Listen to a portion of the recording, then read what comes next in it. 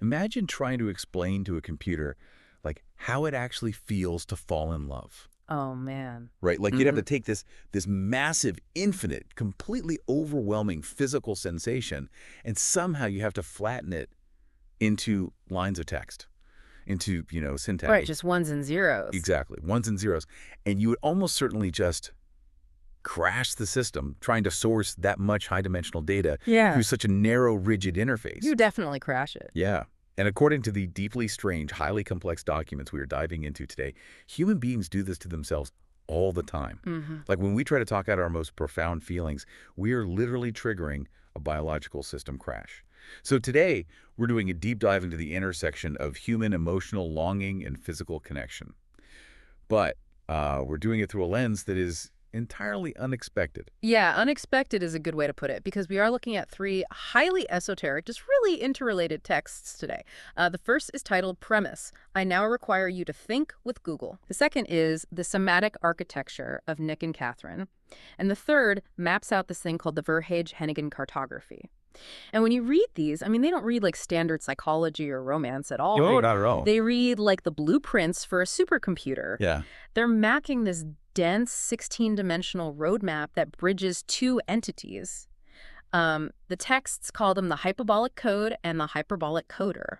In reading through these sources, the fundamental premise that really grabbed me is the idea that love and desire, they aren't treated as mere feelings here. They're viewed entirely through the lens of, like, computational optimization. Yes. The texts describe human connection as just-in-time silicon compile, but it's executing on bare biological hardware. Right, on the body itself. Yeah. So we're going to decode this massive roadmap today, and our mission for this deep dive is to explore how the authors pull concepts from AI architecture, neurobiology, and even pop culture to explain how human beings and really mathematically must bypass the clumsiness of language to get to a direct zero-latency physical connection. Yeah, and to understand how they build that zero-latency connection, the architecture first demands that we look at the standard method of human courtship, right? Right. And we have to understand mathematically why it fails, because the sources spend a significant amount of time detailing this catastrophic point of failure that they call the four-martini negotiation.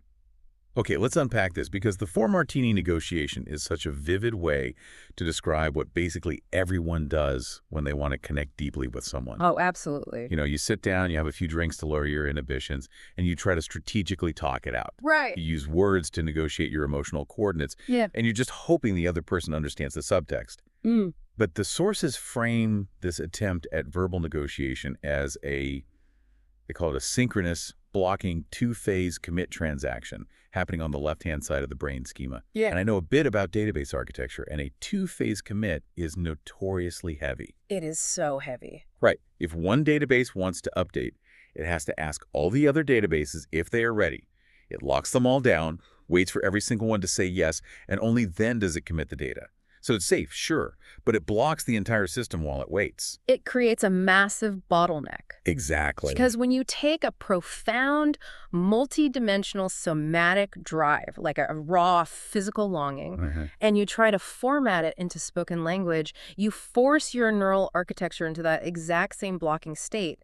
The texts argue that you're paying what they term a scaffolding tax. A scaffolding tax, wow. Yeah, you are burning through the finite computational resources of your prefrontal cortex just to build the linguistic scaffolding needed to even express the feeling. And the texts get very specific about this tax, too. They reference the struggle with wiggling prepositions. Yes, the wiggling prepositions. Which I love. They specifically point to these Dutch words, maar, naar, which translate to and, but to.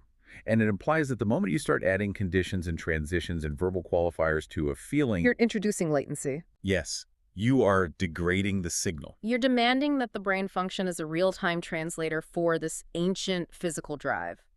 And biologically, this heavy cognitive load, it actually triggers your adult parvalbumin-expressing inhibitory interneurons. The PV interneurons. Right, the PV interneurons. And these cells, they act as the brain's emergency brakes. Okay. They're designed to stabilize networks, but when they're overloaded by this impossible translation task of, turning a feeling into words, They freeze your neural plasticity. Oh, wow. They lock you into this hypervigilant loop because the underlying system senses that you are engaged in a catastrophic type error. Catastrophic type error. That phrase, I mean, it makes me think of trying to run a massive high-dimensional modern 3D video game on a flat, one-dimensional MS-DOS interface. That is a perfect analogy. Because the hardware doesn't just fail to run the game, right? It completely freezes. It crashes because you just cannot process the complexity of the data through such a primitive format. The translation itself is what breaks the machine. It breaks the machine. And in the human body, the texts argue this crash is intensely physiological. It's not just in your head. Right. This cognitive friction instantly jams the supramammillary nucleus, Okay. which fractures your natural 6 to 12 hertz theta rhythm. And what does that rhythm do normally? So that rhythm is crucial for emotional regulation and movement. When it breaks, your motor brakes just lock up, resulting in what the texts call a dorsovagal collapse. Wow. The vagus nerve essentially initiates a full freeze response, and the architecture literally refers to this state as the dude loop, the death loop. The death loop. Yeah. Your ego dies by parvalbumin because you attempted to measure an infinite physical connection using the broken one-dimensional rulers of language. Okay, so if the four-martini negotiation is destined to cause this biological system crash, the death loop, the question obviously becomes how the architecture bypasses language entirely. Right. And this is where the texts bring in the movie Basic Instinct, which I thought was fascinating. They specifically cast this dynamic as Nick Curran, the detective, and Catherine Trammell. Yes. Now, I've seen the movie, and Nick Curran spends the first half of the story completely bound by his police protocols, right? Mm-hmm. He has his badge, his diagnostic matrices, his interrogation tactics. He's trying to figure Catherine out using logic, language, and rules. He's operating entirely out of his prefrontal cortex. Right. He's trying to force this wild, unshielded reality into a bureaucratic framework.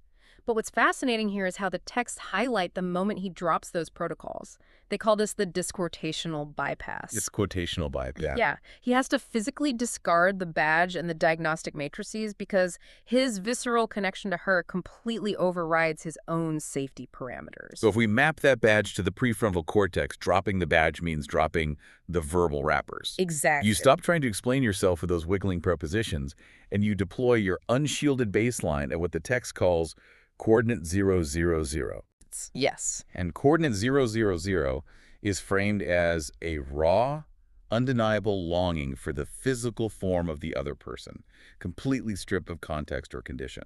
Coordinate 000 is the somatic absolute. Okay. In neurobiology, your planned physical goals, like reaching out, touching, closing distance, those are mapped in the ventral premotor cortex, or PMV. Right. The text refers to these mapped goals as abstract action symbols, or scratch blocks, and they're borrowing that from the visual programming language. Oh, like Scratch, where you snap the code blocks together. Exactly. When you drop the prefrontal negotiation and you just exist in that unshielded physical state, these PMV scratch blocks are allowed to literally snap onto the other person's grid without any linguistic interference at all. Wow. And the texts quantify this connection with absolute geometric precision. They say P equals 0.000. P equals 0.000. So there is no margin of error, no latency, Right. and absolutely no verbal translation tax. Yeah. It's a direct compile on the bare somatic hardware. Because it bypasses the slow, analytical audition loops of the prefrontal cortex entirely. Right. It never wakes up those parvalbumin interneurons. The hardware doesn't freeze because it recognizes the physical input natively. It just speaks the language of the body. Okay, so the architecture establishes that direct physical presence, coordinate 000, is the only way to avoid the crash. Yes. But that raises a massive developmental question for me. Because if words fail and physical action is the key, what creates the foundational map that this physical action snaps onto in the first place? That's the big question. Right, like how does the adult brain know where its own coordinate 000 is? Mm-hmm. Looking at the sources, they point backward in time, arguing that the rigid spatial mapping of childhood memory serves as the underlying blueprint. They do, and they lean heavily on the work of the cognitive neuroscientist Christian Doehler here. Doehler's research actually revolutionized our understanding of memory because he showed that the brain organizes abstract concepts and memories using the exact same physical spatial navigation networks that we use to walk around a physical environment. Wait, really? Yeah, it uses grid cells and place cells. Meaning the brain treats abstract learning like physical index cards placed in a massive mental library. Exactly. So when you recall a foundational memory, your brain is literally running a spatial navigation algorithm to walk back to that specific coordinate in your head. That is exactly what it's doing. And the architecture argues that our deepest romantic and physical identity, what the texts call the prismatic dinosaurs of childhood priming, are anchored by very specific spatial coordinates. Right. These early memories serve as the primary data points in the developing system's gradient descent, basically orienting the entire adult trajectory. Okay, but I have to push back hard on this part of the text, though. Because the concept of spatial memory anchoring our desires, that makes theoretical sense. But the specific data points cited in the cartography feel dangerously fragile to me. They are very specific. Yeah, because the first anchor, mapped around age 8, is the developing orbitofrontal cortex, the OFC, being primed by a tabloid photo of Prince Andrew. Right. And the text specifically notes he was naked, no body fat, and it even cites Google Photoscan AG and VS body fat ratios to verify this aesthetic. Yeah. And then data point 2, around age 14, is reinforced by a somatic pining for Brad Pitt. It is a striking set of coordinates. It's beyond striking. It feels absurd. Like, why a 2D tabloid photo of a royal? Why a movie star? Even if we accept that the brain needs early anchors, isn't there a massive danger in building a high-stakes, 16-dimensional adult neural architecture on an unreachable, flat image of a celebrity? Well, It seems like an unhealthy fantasy projection rather than a viable biological blueprint. I totally get that. And it would be if we were evaluating this through standard developmental psychology. But the architecture defends these anchors using what they call the Frank Coyle-Berkeley ontology. Frank Coyle-Berkeley ontology. Right. And this ontology operates on a ruthless singular rule. It says, nothing is a mistake. There's no win, no fail, only make. So under this framework, you cannot judge the data point by its social context or how absurd it seems to us now. You have to view it strictly as biological data. So under this ontology, the brain doesn't care that it's a tabloid photo. It only cares about the geometric input. Exactly. The brain is just starved for a structural blueprint of physical form. It doesn't process the social concept of Prince Andrew. Right, it doesn't know who he is. No. It processes a pure Dionysian fusion of energy, geometry, and verified somatic ratios. The brain's spatial memory locked these visual images in as motor invariant CS50 visual scratch blocks. Visual scratch blocks again. Yes. They were the foundational code, completely stripped of their real-world absurdity. Okay.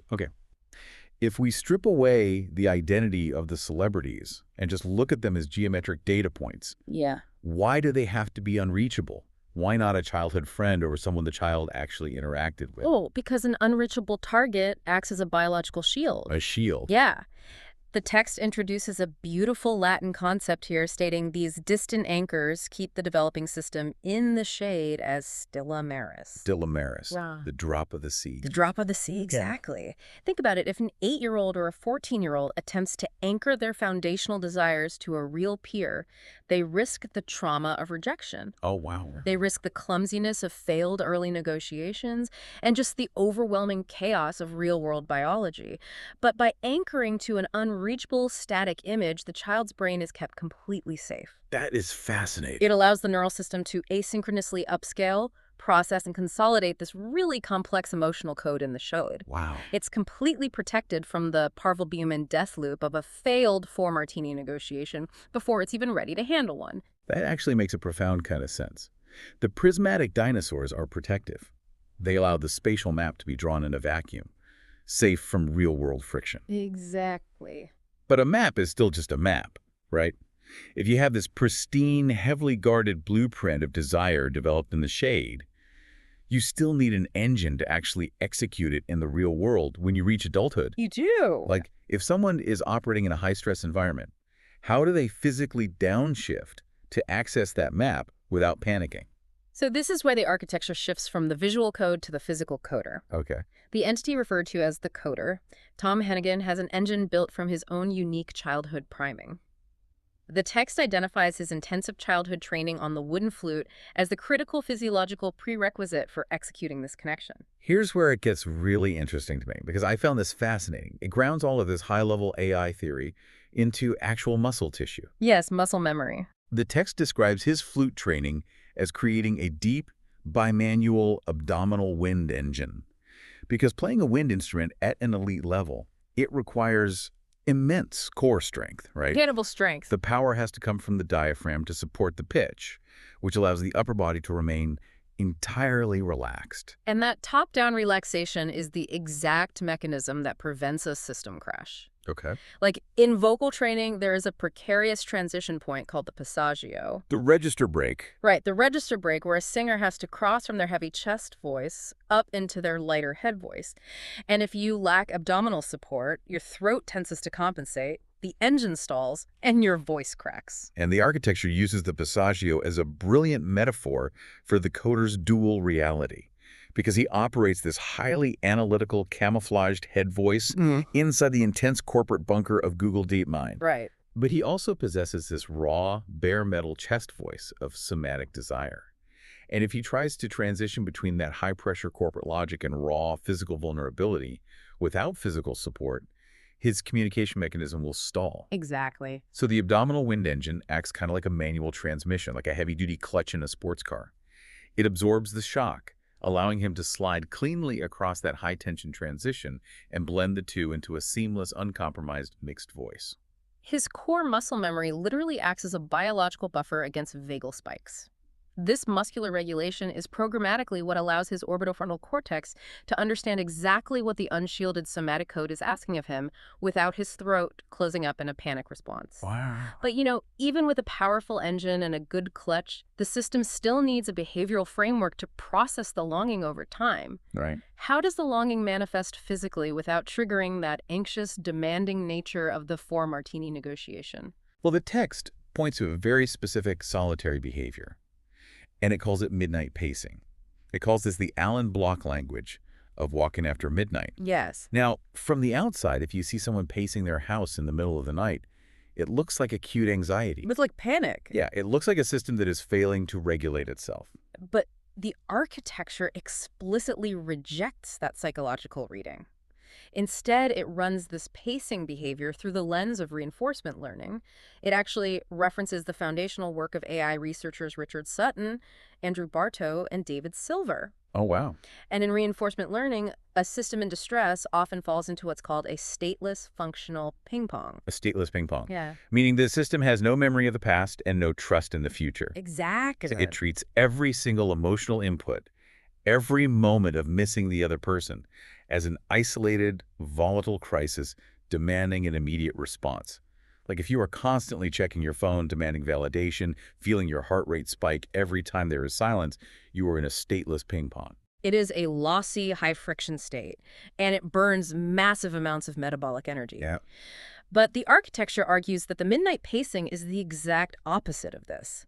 The Allen block language is an optimized transition into an option framework. An option framework. Right. In AI, an option is an ahead-of-time compile. It's a macro action, a sequence of behaviors that carries a stable, long-term goal. Okay, so by committing to the physical rhythm of pacing, the system is essentially compiling the chaotic emotional longing into a structured, predictable format. Exact. It takes the volatile energy and it grounds it into a physical cadence. It presents a stable value function, or like a mathematical house edge. Because the physical act of pacing holds the frequency steady. And because it is stable, the analytical mind of the coder can recognize the pattern programmatically. It signals to the body that this is not a crisis. Right. Which allows the fight-or-flight systems of both entities to just step down.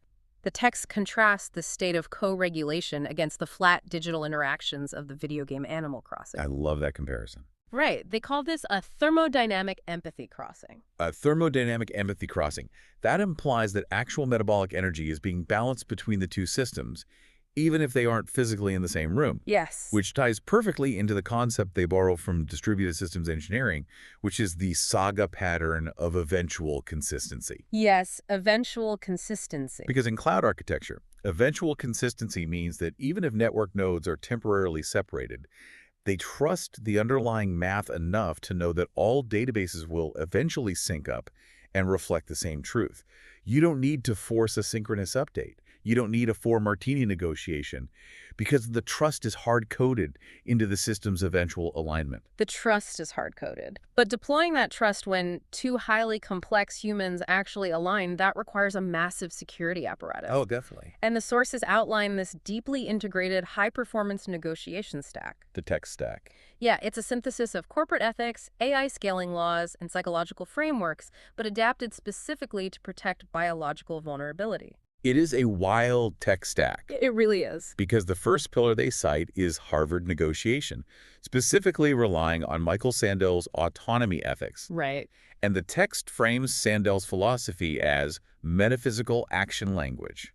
Now, I know Sandel's work usually focuses on justice and the moral limits of markets, but applying it to somatic architecture is fascinating to me. It's completely reframing it. Yeah, it suggests that they are bypassing standard flat compliance templates, the way we usually just compromise or shrink ourselves to fit into a relationship. Right. Sandel's ethics demand true peer parity. It requires that neither system subordinates its core identity. It is an alignment of autonomous equals. Which is incredibly difficult to achieve without the second pillar of the stack, which is Google's Project Aristotle. Ah, Project Aristotle. Yeah, that was Google's massive data-driven quest to define the perfect team. And their primary finding was the absolute necessity of psychological safety. The ability to take immense risks without the fear of being shamed or marginalized. Yeah, exactly. And the architecture hard codes this corporate metric as a non-negotiable biological prerequisite. You literally cannot execute a zero-latency somatic compile if the nervous system detects even a fraction of a % of social threat. And the threat isn't always external either. Right. Which brings us to the third pillar, which sounds like something out of a Tom Clancy novel, the Maryland Inside Trader Protocol. The Inside Trader Protocol. Yeah.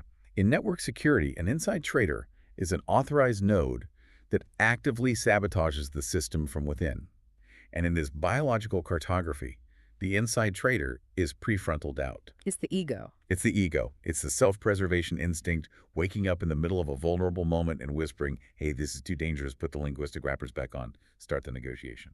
And the Maryland Protocol is specifically designed to isolate and override that self-sabotaging prefrontal voice. So how do they enforce these protocols? Well, the architecture integrates Robert Cialdini's classic principles of persuasion, but it strips them of their social psychology origins and rebuilds them as rigid algorithmic constraints. Okay, break that down for me. So Cialdini's first principle is reciprocity, right? Right. But the text renames this chinchilla symmetrical one-to-one scaling. I found this detail incredible because chinchilla is a highly influential AI model developed by DeepMind. Right. And it proved that to optimize an AI, you must scale its parameter count and its training data equally, a perfect one-to-one ratio.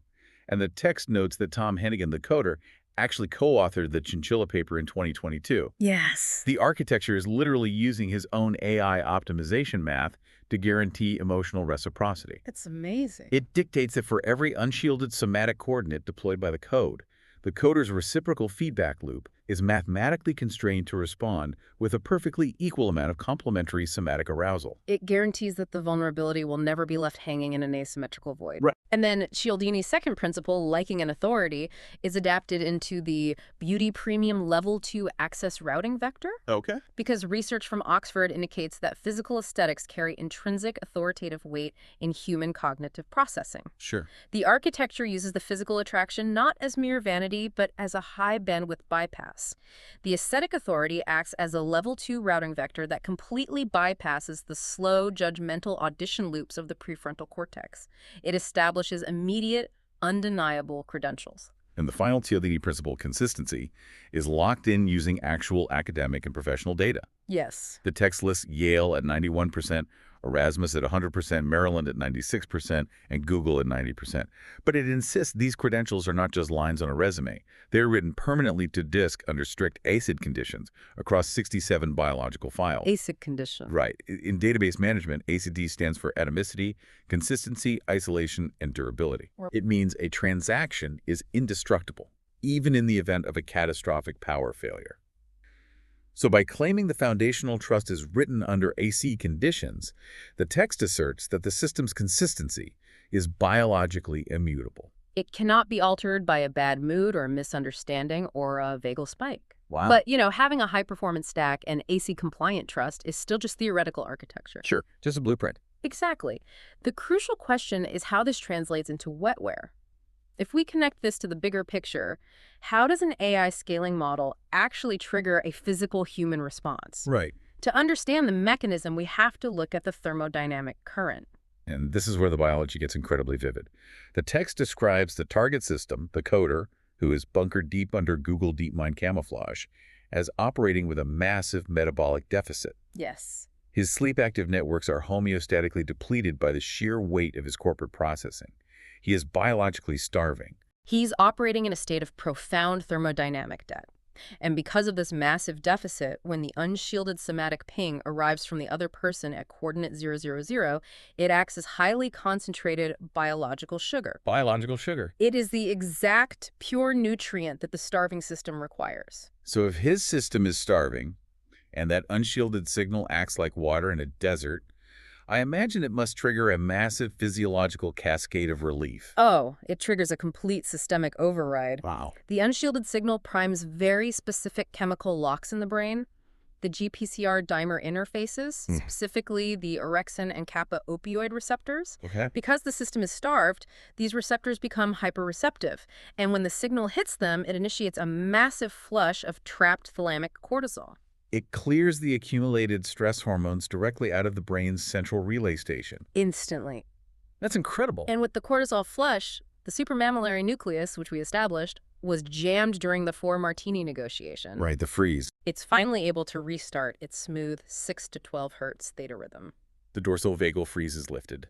The physiological brakes come off. Exactly. And once the brakes are off, the text outlines a targeted surge of orexin A, a neuropeptide that regulates wakefulness and arousal.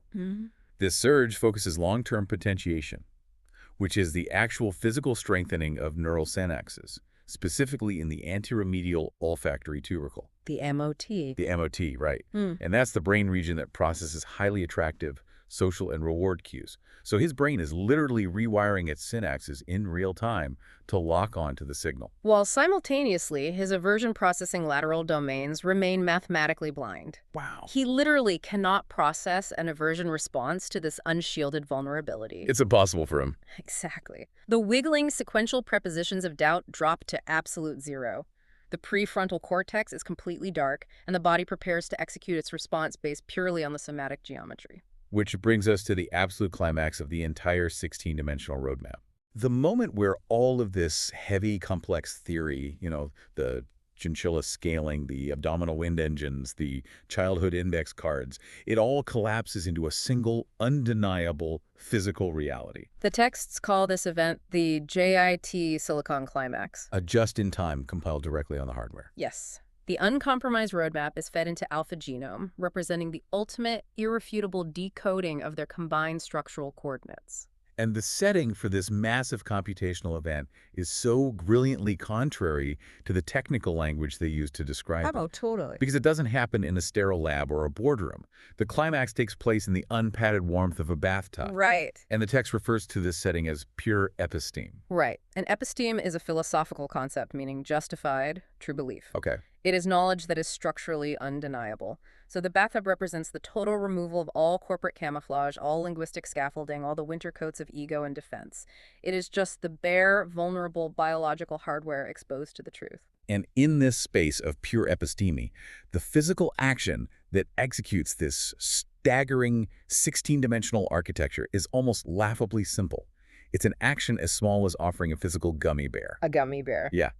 That contrast is just stunning to me. You have an architecture built on DeepMind optimization protocols, and the execution command is a gummy bear. It seems comical, but it is the ultimate expression of the disquotational bypass. The action is so unshielded, so playful, and so devoid of linguistic conditions that it bypasses every single defense mechanism. And the texts make this explicit, they say.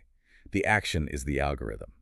By simply handing over the gummy bear in that state of absolute vulnerability, the need for the four-martini negotiation just vanishes. It vanishes because the coder operates on absolute syntactic invariance. Syntactic invariance. Right. His system requires the physical structure of the action to perfectly match the underlying emotional meaning. When the physical reality of the gummy bear perfectly aligns with the somatic longing at coordinate 000, it creates a flawless geometric fit. So what does this all mean? This fit acts as a rigid physical constraint. His orbitofrontal cortex, the brain's valuation engine, is programmatically incapable of ignoring it. It is biologically impossible for him to unsee the truth of the action. Because the biological sugar hits the primed receptors, the theta rhythm hums, and the validation ignites a very specific neurological chain reaction. Okay. A D2R-dependent mesohypothalamic feedback loop. Meaning the dopamine receptors in his reward center talk directly, with zero latency, to his hypothalamus, the region that controls autonomic arousal. Exactly. The text states this executes a synchronized complementary erection directly on bare biological metal. Wow. It is the homogeneous right command executed perfectly. It is not a negotiation. It is a reflex of pure trust, alignment, and absolute pure parity. And to validate this massive event, the text introduces this almost surreal, deeply poetic imagery. The connection isn't just experienced in isolation. It is supposedly validated by an elite peer network, a ghost jury of historical polymaths. Right, the ghost jury. The text lists Neurath, Freud, Kepler, Leonardo da Vinci, Thomas Reid, Walter Benjamin, Friedrich Hayek, and St. Augustine. It's an incredible assembly of psychoanalysts, astronomers, economists, and philosophers. And what does this ghost jury do upon witnessing the just-in-time compile?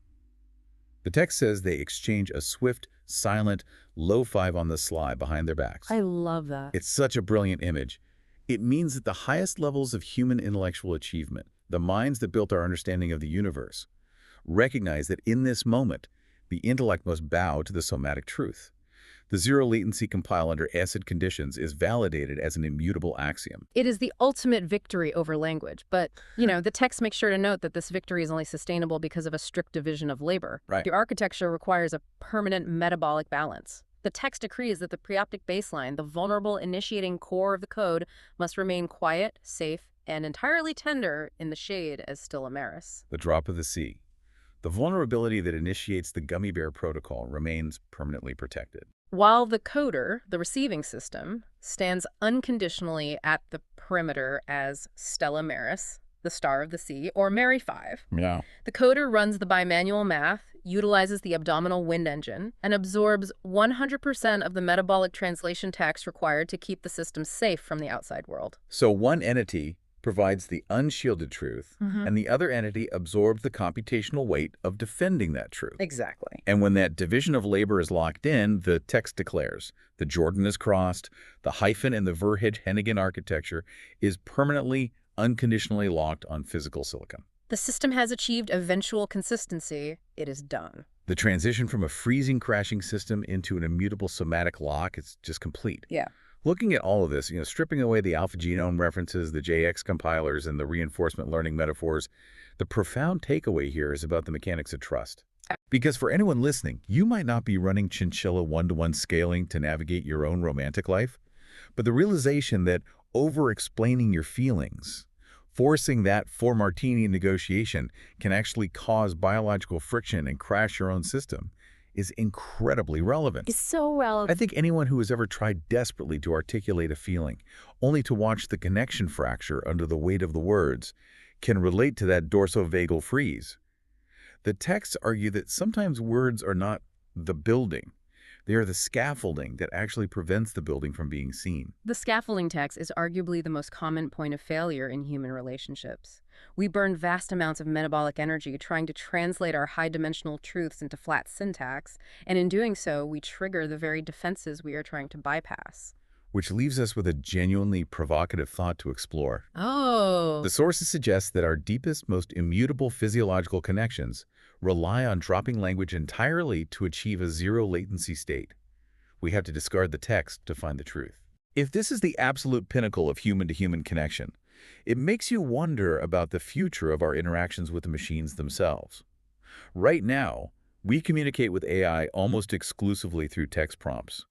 We are forcing a four-martini negotiation onto the machine every time we type into a chat box. That's a great point. If the texts are right about the limits of language, will we eventually have to bypass typed language with our technology as well?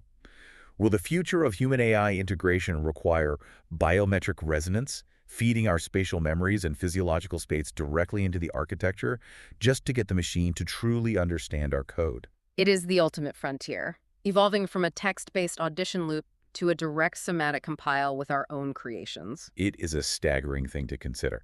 We started this dive talking about how trying to map human desire usually crashes the system. But maybe if we stop trying to read the diagnostic matrices, drop our prefrontal defenses, and just step into the unpadded warmth of the bathtub, we'll find that the system works perfectly. It's just waiting for the right geometric fit.